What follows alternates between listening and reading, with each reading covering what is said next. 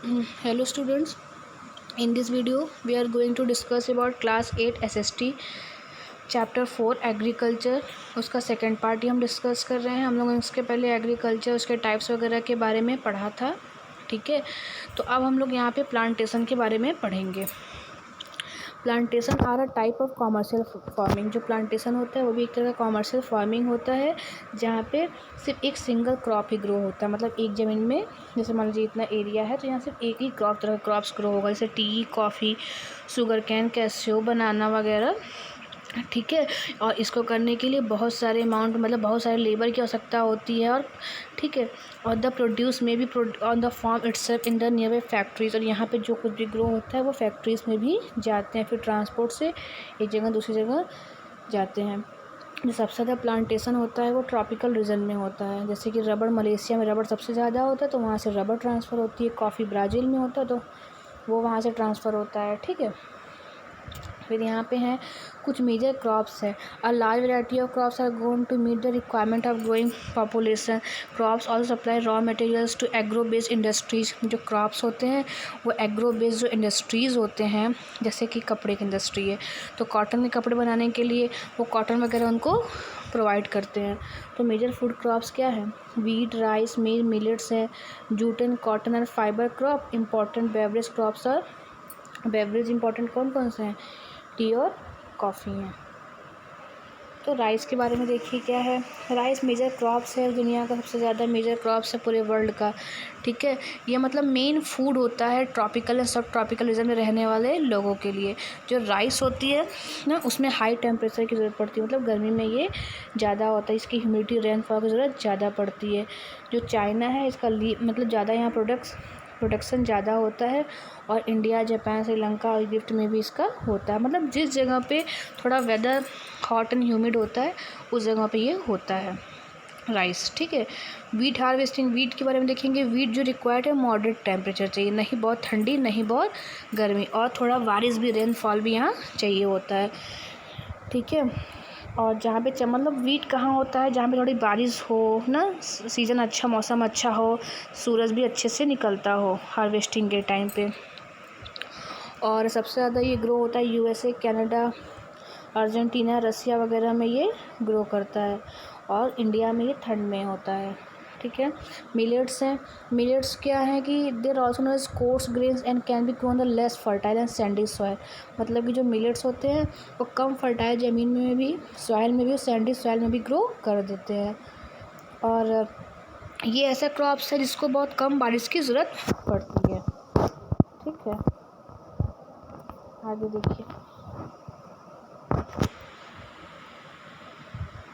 आगे देखिए, यहाँ पे है मॉडरेट टेम्परेचर की ज़रूरत पड़ती है, मतलब कम रेनफॉल की ज़रूरत पड़ती है इसमें, ठीक है। फिर मेज है। मेज में मॉडरेट टेम्परेचर की ज़रूरत पड़ती है, कम रेनफॉल की ज़रूरत पड़ती है, और बहुत सारे सनसाइन की, धूप की ज़रूरत ज़्यादा पड़ती है, ठीक है। It needs well drained fertile soil. इसको ग्रो करने के लिए बहुत अच्छा फर्टाइल सॉइल चाहिए होता है, ठीक। कहाँ कहाँ ये ग्रो होता है? नॉर्थ अमेरिका, ब्राज़ील, चाइना वगैरह में। फिर आगे हम लोग कॉटन पे। तो कॉटन जो है वो हाई टेम्परेचर चाहिए होता है, और हल्का सी बारिश चाहिए होती है, मतलब 210 फ्रॉस्ट फ्री डेज़, ठीक है। ब्राइट सनसाइन, मतलब बहुत ज़्यादा ठंडी रहेगी ना तो नहीं हो सकता है ये, ठीक है। सनसाइन भी चाहिए होता है। और ये किस तरह के सॉइल में सबसे अच्छा ग्रो करता है? ब्लैक सॉइल में और एलुवियल सॉइल में ये ग्रो करता है। चाइना, यूएसए, इंडिया, पाकिस्तान वगैरह में ये ज़्यादा होता है। फिर यहाँ पे है jute. Jute was also known as the golden fibre. Jute को गोल्डन फाइबर भी कहा जाता है। ये एलुवियल सॉइल में सबसे अच्छा ग्रो करता है, और इसके लिए हाई टेम्परेचर की ज़रूरत पड़ती है, और ये ट्रॉपिकल एरिया में अच्छे से ग्रो करता है, और सबसे ज़्यादा कहाँ होता है? इंडिया और बांग्लादेश में होता है। फिर है कॉफ़ी। कॉफ़ी को भी क्या है? वार्म और वेट क्लाइमेट चाहिए होता है, और लोमी सॉइल में होता है, ठीक है। और इनको ग्रो करने के लिए जो हिली स्लॉप्स होते हैं, जो माउंटेन एरिया समझ लीजिए, वो ज़्यादा सूटेबल होते हैं। जो ब्राज़ील है और कोलंबिया और इंडिया, इसमें ये ज़्यादा होता है, ठीक। फिर आता है टी। टी है जो ये भी क्या है, एक तरह का प्लांटेशन है, और यहाँ पे इसके लिए, टी को ग्रो करने के लिए कूल क्लाइमेट चाहिए होता है, और ये हाई रेनफॉल, जहाँ अधिक बारिश हो, ठंडा मौसम हो पूरे साल, वहाँ पे ही ये होता है, ठीक है। उसके बाद देखिए agriculture development refers to efforts made to increase farm production in order to meet the growing demand of increasing population. This can be achieved in many ways, such as increasing the cropped area, the number of crops grown, improving irrigation facilities, use of fertilizer and high yielding variety of seeds. ठीक है, मशीनिज्म मतलब कहने का है कि धीरे धीरे समय के अनुसार जो हमारा एग्रीकल्चर है वो काफ़ी डेवलप हो गया है ना। फर्टाइल लैंड वगैरह अच्छे अब होने लगे हैं, मतलब मैन्योर वगैरह अच्छे से मिलने लगा है, मशीन वगैरह का अच्छा खासा यूज़ होने लगा है। ठीक है, agriculture has developed at different places in different parts of the world. जो एग्रीकल्चर है वो अलग अलग जगहों पे अलग अलग मतलब दुनिया में अलग जगहों पे अब काफ़ी अधिक मात्रा में अधिक जगहों पे डेवलप होने लगा है। ठीक है, उसके बाद है कि developing countries with large population, जो डेवलपिंग कंट्रीज़ है, जो विकसित हो रहे देश हैं, अभी जो विकसित नहीं हुए हैं, विकसित विकासशील देश हैं। ठीक है, विद लार्ज पॉपुलेशन, जहाँ पॉपुलेशन बहुत ज़्यादा है, वह मोस्टली इंटेंसिव एग्रीकल्चर का यूज़ करते हैं, प्रैक्टिस करते हैं वहाँ पे। ठीक है, उसके बाद है और जो कॉमर्शियल एग्रीकल्चर है वो यूएसए, कनाडा, ऑस्ट्रेलिया वगैरह में ज़्यादा होता है।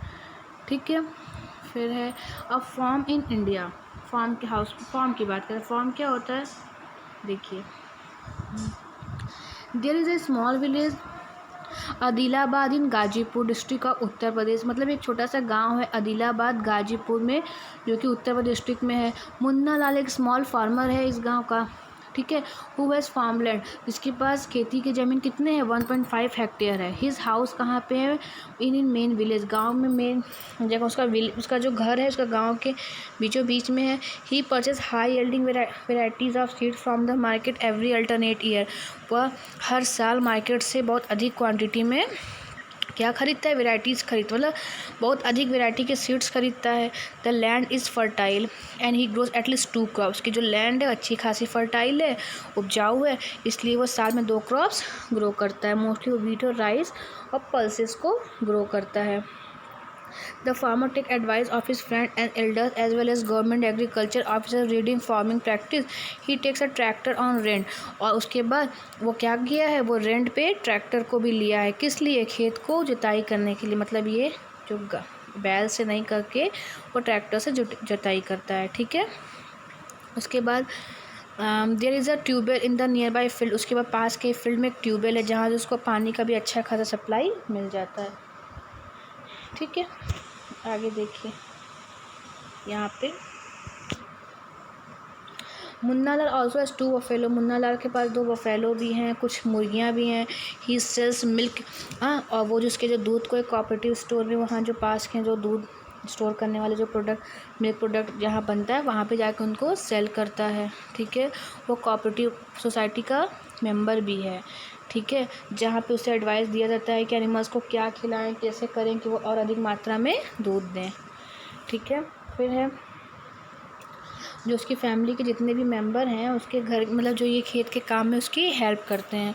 ठीक है, कभी कभी he takes credit from a bank of agriculture cooperative society, और कभी कभी वह पैसे भी लेता है एग्रीकल्चर कोऑपरेटिव सोसाइटी से टू बाई HYV सीड्स, मतलब अच्छे सीड्स को ख़रीदने के लिए, कुछ इम्प्लीमेंट्स के लिए वह कभी कभी कुछ पैसे को भी लेता है बैंक से या सोसाइटी से।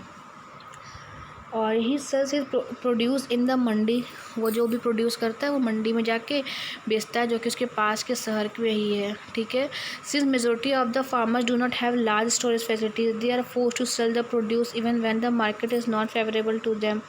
कभी कभी ऐसा होता है कि इन किसानों पर दबाव बनाया जाता है, किस लिए, इनके हम जो भी चीज़ें ग्रो करते हैं उनको सेल करने के लिए। ठीक है, कभी कभी इनको सस्ते दामों में भी बेचना पड़ता है और इनको प्रॉफिट बहुत कम होता है।